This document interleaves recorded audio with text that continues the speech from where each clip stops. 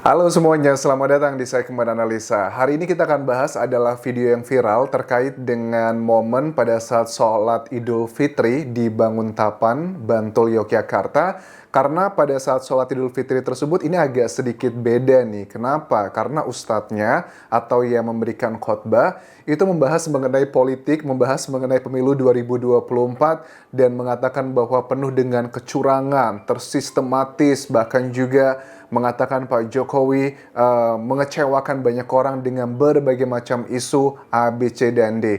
Ini kayaknya sudah akan menjadi kode untuk putusan atau pembacaan hasil sidang MK Mahkamah Konstitusi terkait dengan sengketa Pilpres 2024. Kan nanti itu akan dibacakan kalau nggak salah sekitar tanggal 22 atau 24 April 2024 ini kita akan melihat hasil putusan terkait sengketa tersebut apa. Tetapi dengan adanya video ini aku yakin sih sepertinya pemilu 2024 emang kita nggak bisa munafik ya. Ada banyak lah aku yakin kecurangan. Kalau dibandingkan antara Pilpres dengan Pilkada, mana yang paling banyak kecurangannya? Sorry, untuk maksudku bukan Pilkada tapi yang calegnya ya, pilegnya, itu menurut aku juga jauh lebih banyak yang kecurangan-kecurangan terjadi di pileg. Tetapi kan dunia hukum apakah bisa dibuktikan atau tidak? Apakah ini masif atau tidak? Karena poin-poin yang dibahas dalam MK kan kita sudah jelas ya pada saat ada 4 menteri dari Pak Jokowi yang dihadirkan menjadi saksi yang dinilai bahwa menurut tim nomor 1 dan juga nomor 3 yang mereka yakin gara-gara bansos, gara-gara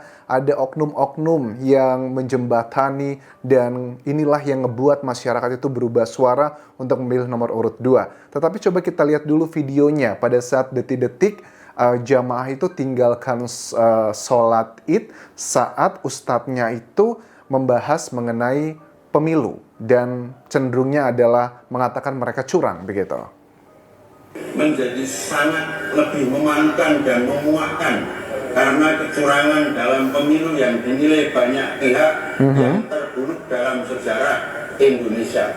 Ironisnya problematika pelanggaran pemilu yang sering disebut terjadi secara terstruktur, sistematis dan masif justru terkait dengan perilaku Joko Widodo. Wah, nih. Ini jamaah sudah mulai goyah nih, udah mulai berdiri sebagian. Pada teriak-teriak, woi, woi, gitu katanya. Pada mulai berdiri satu persatu. Tapi tetap pengkhotbahnya pede aja. Pemilihan umum yang seharusnya rata-rata anak-anak muda sih yang berdiri ya. Kalau yang sudah sepuh-sepuh tetap kayaknya menghargai. Tapi karena oknum bangsa ini yang tidak jujur, tidak adil, tidak transparan, apalagi justru itu dimulai dari pada kukut-kukut katanya. Bahkan hingga kita masih harus menunggu proses peradilan sengketa pemilu. Semoga saja keputusan yang ditunggu oleh banyak pihak mampu memberi kepuasan pada masyarakat luas.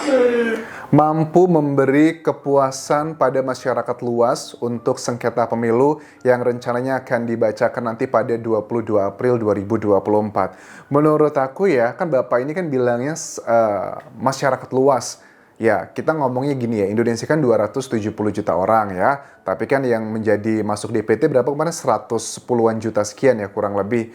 Ya, jelas-jelas bahwa Prabowo Gibran itu secara kemenangan juga sudah mutlak, lebih dari 50%. Ya pasti tetap sih, seandainya yang suara nomor 2 dan juga suara nomor 3 dan 1 itu digabung, ya paling kan sekitar 40%-an juga. 40%-an dari 100 juta aja.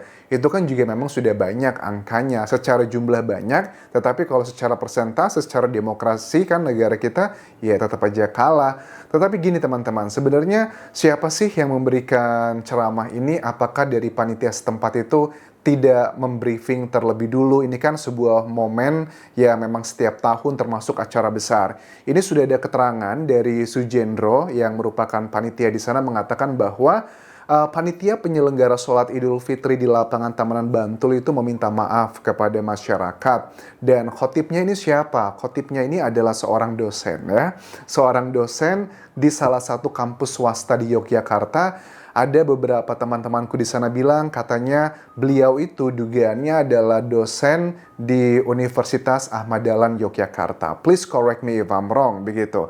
Nah, panitia ngaku bahwa bagaimana beliau ini menghubungi khotibnya katanya cuma lewat WhatsApp aja karena memang beliau itu sudah terbiasa memberikan khutbah di sana. Ditanya bahwa ya udah saya meminta Bapak katanya untuk menjadi khotib seperti biasa, tapi kami itu nggak mengecek materi khotbahnya seperti apa karena pada saat bersamaan itu juga kami sedang sibuk untuk menyiapkan hal lainnya misalnya kayak takbiran dan juga berbagai macam festival lomba. Kemudian setelah selesai, aku menghubungi lewat WhatsApp, ya udah langsung datang aja di hari pelaksanaannya. Dan pada saat beliau, aku menghormati beliau juga ya, karena beliau juga sudah sepuh. Tetapi mungkin ya terlepas kita kan boleh menyampaikan kritik, ada yang pro, ada yang kontra terkait dengan Pilpres 2024. Itu adalah hal yang wajar, hal yang normal. Tetapi pada saat itu disampaikan dalam sebuah acara keagamaan seperti ini, menurut aku itu tidak pas, bahkan juga secara aturan menurut pedoman ceramah dari Menteri Agama SE Menak nomor 1 tahun 2024 intinya mengatakan bahwa dalam pidato atau khotbah itu harus nihil muatan politiknya. Itu kan secara langsung mengatakan nggak boleh menyatakan seperti itu. Tetapi pada saat aku ngeliat video ini secara langsung ya, ini kan sebagian besar lah masyarakat yang datang di lapangan Banguntapan Bantul tersebut itu rata-rata semuanya pada angkat kaki. Mereka tidak marah-marah kalau aku baca komentar bilang gini, wah itu kalau terjadi di daerahku Anjas lagi khotbah tapi malah ngebahas politik, katanya kita bisa lebih gila, kita bisa matiin tuh mikrofonnya, kita bisa melakukan hal-hal yang lebih begitulah. Tetapi warga Banguntapan Bantul ini mungkin unggah-ungguhnya sangat luar biasa, sangat hormat sekali karena bagaimanapun juga yang berbicara itu kan sudah sepuh ya, sudah cukup berumur dewasa lah. Jadi dengan cara walk out adalah cara terbaik untuk ngebuat dia itu berhenti berbicara. Tetapi justru pada saat sebagian besar dari para jamaahnya itu angkat kaki, kukut-kukut semuanya, tapi tetap aja mengatakan A, B, C, dan D, E, sampai sebagainya. Nah, ini juga menurut aku harus diklarifikasi dan juga ada teguran agar tidak terjadi hal seperti ini di kemudian hari. Ini juga sebagai simbol sih menurut aku bahwa nanti pada saat pembacaan vonis dalam sidang MK terkait dengan kisruh pemilu 2024 ini, dugaanku sangat kuat ini adalah cerminannya. Memang kan banyak silent majority ya sekarang itu dalam Pilpres 2024. Pasangan nomor urut 2 dikatakan A, B, C, dan D yang negatif-negatif, tetapi semuanya diem-diem aja. Tetapi pada saat hari H, pada saat pencoblosan, banyak yang milih mereka. Padahal kalau kita lihat di sosial media, pendukung nomor 1, pendukung nomor 3, itu gila, hebat-hebat tuh. Pokoknya selalu trending, selalu teratas lah dalam sosial media. Tetapi berbeda dengan ini, aku juga yakin kalau seandainya selama ini yang mengatakan bahwa lihat ini banyak nih yang demonstrasi, yang bersuara. Menurut aku yang bersuara itu dikit ya, kalau kita ngomongnya persentase. Kalau kita ngomongin jumlah, 500.000 orang banyak, tetapi 500.000 dari total DPT itu ada 110 jutaan lebih, itu kan paling hanya berapa persennya. Sekali lagi, kalau secara angka memang banyak, tetapi kalau secara persentase, menurut aku sangat kecil sekali. Dan aku yakin banget bahwa tuduhan-tuduhan yang selama ini disampaikan bahwa bantuan sosial yang diduga katanya itu diberikan mendekati Pilpres 2024 adalah strategi untuk memenangkan Prabowo Gibran.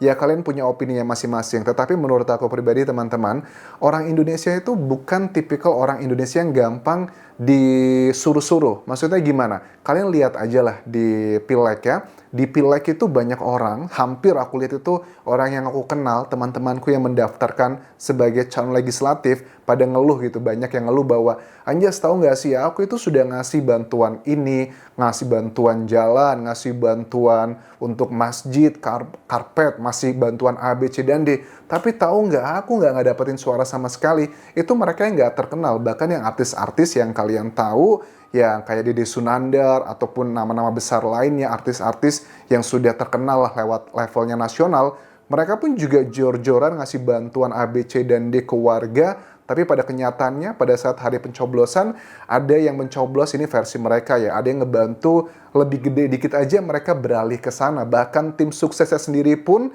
yang dikatakan totalnya ada puluhan, tapi suara yang didapatkan hanya belasan, artinya kan ada yang berkhianat di situ semua. Pesannya adalah, mau orang tersebut dikasih uang masih puluhan ribu atau ratusan ribu rupiah, aku yakin mereka tidak akan menggoyahkan pilihannya untuk yang pilpres. Tetapi kalau untuk yang pileg, aku sih masih punya kecenderungan bahwa di sebagian daerah memang ada potensi yang sangat kuat. Masyarakat itu mencoblos untuk pileg karena siapa yang ngasih paling banyak. Aku mengamati memang suka nggak munafik, ada di sebagian wilayah yang punya potensi tinggi ke arah sana. Tapi kalau untuk pilpres kayaknya sangat kecil sekali sih teman-teman. Tapi ya it's up to you. Tapi dengan adanya kejadian ini, sebagian besar masyarakatnya marah dengan ceramah di sholat Id yang malah seperti itu. Menurut aku ini adalah silent majority yang sebuah tanda-tanda bahwa nanti di 22 April 2024 pembacaan vonis dari sengketa Pilpres 2024 itu sepertinya akan dimenangkan. Tetap pada pemenang hasil pilihan rakyat, yakni adalah nomor urut 2, Prabowo dan juga Gibran. Kita lihat nanti perkembangannya seperti apa. Terima kasih sudah menonton. Dan terakhir, tinggalkan like dan juga komen. Subscribe channel YouTube ini, follow Instagram, Facebook, dan juga akun TikTok Kudian Jasa Asmara. Sampai jumpa.